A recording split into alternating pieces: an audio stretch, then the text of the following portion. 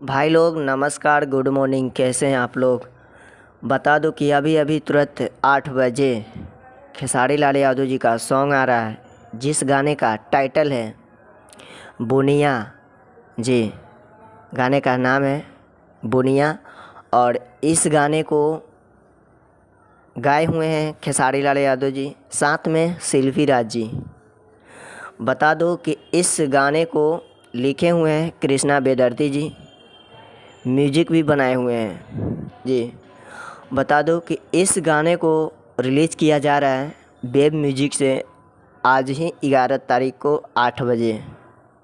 हालांकि ये poster time से नहीं रिलीज़ किया गया था, इसलिए आप लोगों को सुबह ये अपडेट मिल रहा है जी। तो आप लोग ढेर सारा प्यार आशीर्वाद ज़रूर दीजिएगा इस गाने को।